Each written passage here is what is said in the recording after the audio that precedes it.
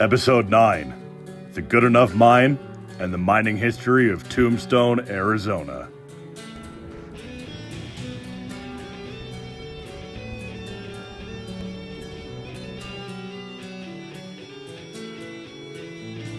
I must get to the other side. This is my quest. He waits for me. The spirit of the West, amigo. The one. They say he rides an alabaster carriage with golden guardians to protect him. I will see you on the other side. Sometimes, to find true West, you need to travel south. And sometimes, to find yourself, you need to understand someone else. And now take you deep into the deserts of Arizona to meet people and to hear stories that truly embody the spirit of the West.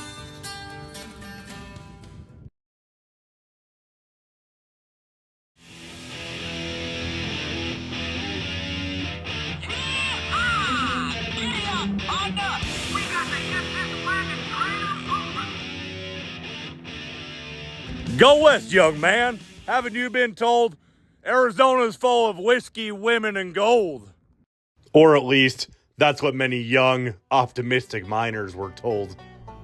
In the 1870s, where our story takes place, Arizona didn't have the same civilized appeal that it does today. Most would have thought of it as how we think of Alaska today, a dangerous wilderness. Now, one of the many dangers of living in the Tombstone area was that it was ground zero for the Apache Wars. I'm talking about the Apache resistance to being put on to reservation land, led by brave leaders such as Geronimo and Cochise.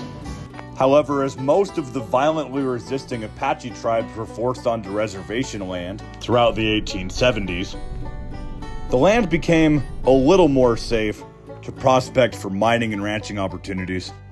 And that's where our story begins. In 1877, with an eccentric prospector, Ed Schieffelin. Schieffelin was born in 1847 and grew up in the Oregon Territory, farming and having an interest in the mining activities there. At age 17, Schieffelin set out as a prospector throughout the western states. His prospecting career would bring him and his mule through many hair-raising adventures, including attacks from hostile Indians and whites, desert sandstorms, and flash floods. Still, Schieffelin kept his gold fever, and would usually not light a fire at his camp so he could avoid having his findings jumped by other prospectors.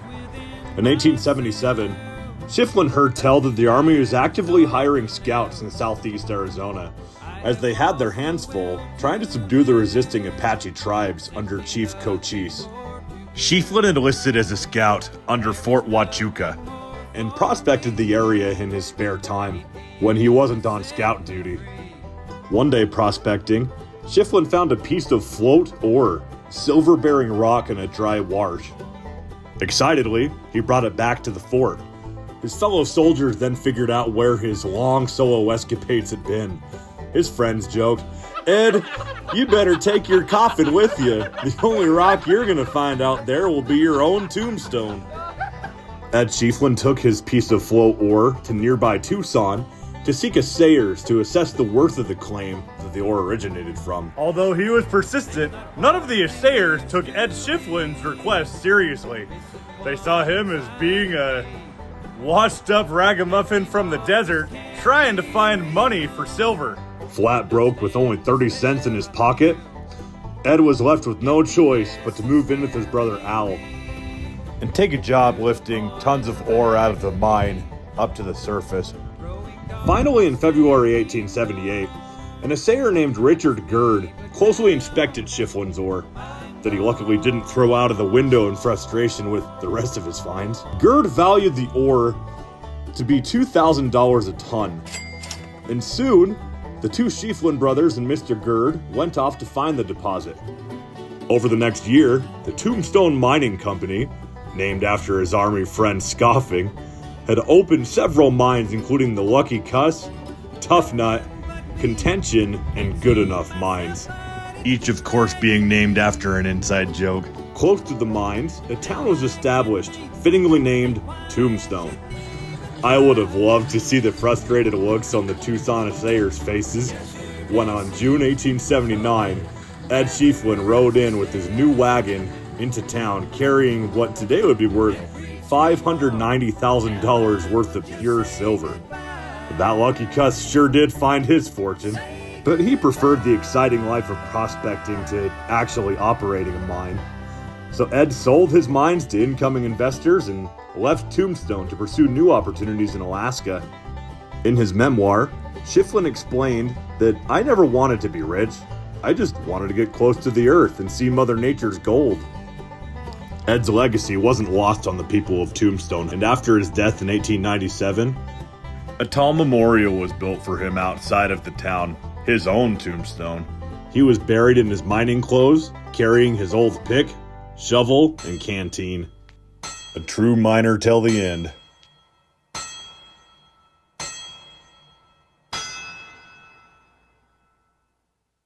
And they call it a mine. A mine! This is no mine. It's a tomb.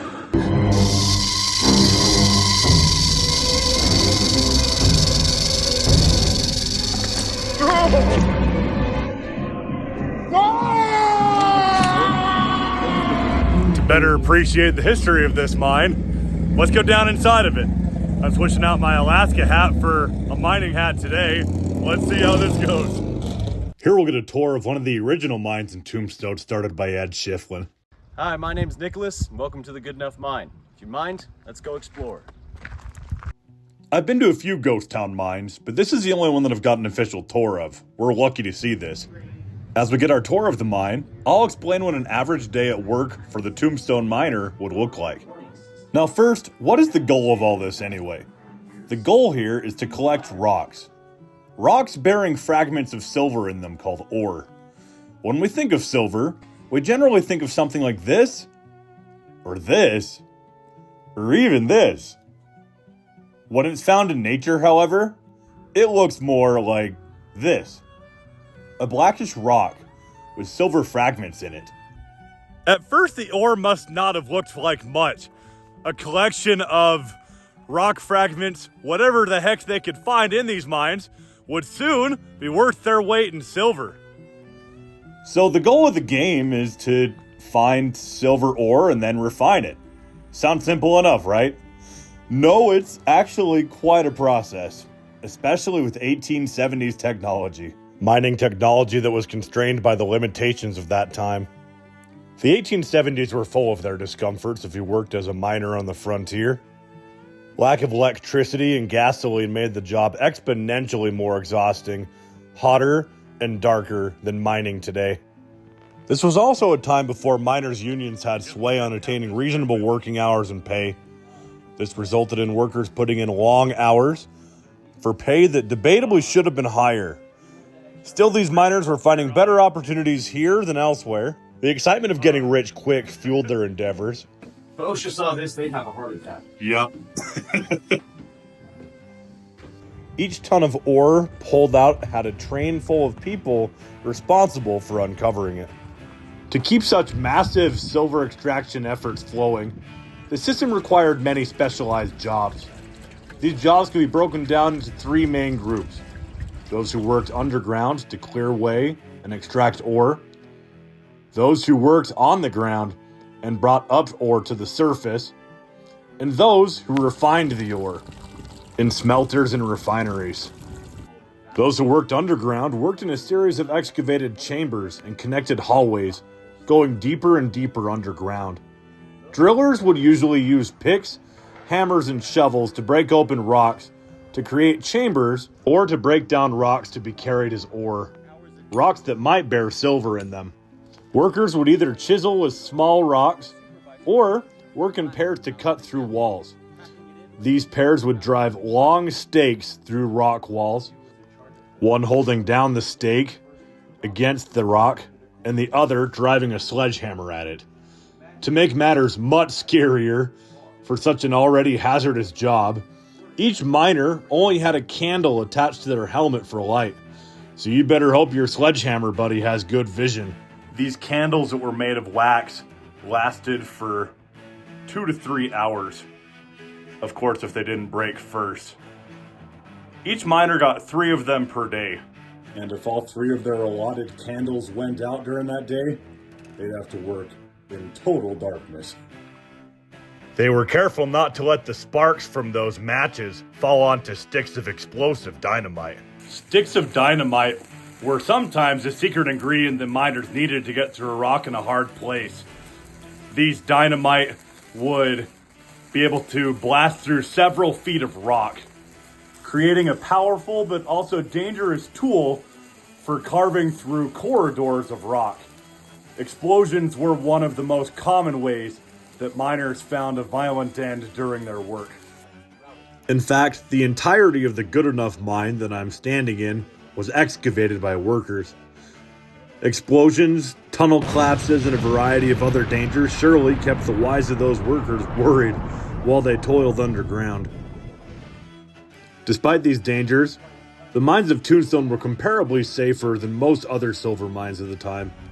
In total, there were 34 people who died mining around Tombstone, and the Good Enough mine had no deaths during its years of operation. The Tombstone Mining Company attracted people from all around the world to work for them in the mine. From Europe, China, South America, mostly inexperienced, and some who had been out west since Nevada's Comstock lode in earlier years. There was plenty of work to be found for those that were willing to work long hours underground.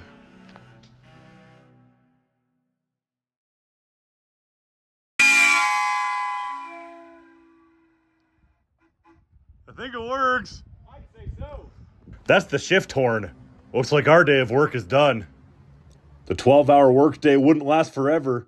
At the end of their workday, miners would end their shift by coming up in an elevator to come back up to the surface. And like anyone ending their day at work, they had one thought on their mind.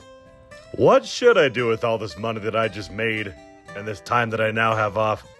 And most had the same answer to that question. Go find something fun to do in town. Thirsty miners were known to pay a heavy penny for some sort of enjoyment after a long, dark day in the mines. There's claims that people paid more than $50 for even a glass of water in the California gold rush. And here in Tombstone, those high prices were no exception. So when the miners came into town, the entertainment industry followed after. Like any silver or gold rush, cosmopolitan growth followed after the miners. Within 5 years of the mine's opening, Tombstone had 5 churches, a school, 2 banks, 3 newspapers, an opera house, with 110 saloons, 14 casinos, several brothels, and most importantly, an ice cream parlor. Ice cream! If you thought over-extravagant gambling in show-centered cities like Las Vegas or Modern Anomaly, think again. Wild West boomtowns partied much harder, and as we'll see soon, had much more crime. It was into this mining and gambling bonanza that the Earp brothers hoped to start a new life in after purchasing a mining claim nearby in 1879. The history of Tombstone is an interesting one, in the fact that its history has been so well recorded, and many of its historic structures are preserved. I could continue on talking about the history of Tombstone's mines, tell about their high success, and then gradual demise due to flooding. But to add context to this story of the Earp brothers and their historic gunfight, we'll pause here in 1879. While people are usually drawn here to Tombstone to discover more about the historic gunfight involving the Earp brothers, or to go bar hopping through the original saloons that these miners enjoyed, I thought I'd start this story with the people who really made this Wild West story happen. Prospectors and miners. Those who worked underneath. Coming up in this next episode, we'll follow the story of the Earp brothers and learn more about the events that led to the OK Corral gunfight, the shocking event that gave Tombstone its lasting reputation. So stay tuned and stay turned. Thanks for watching, folks.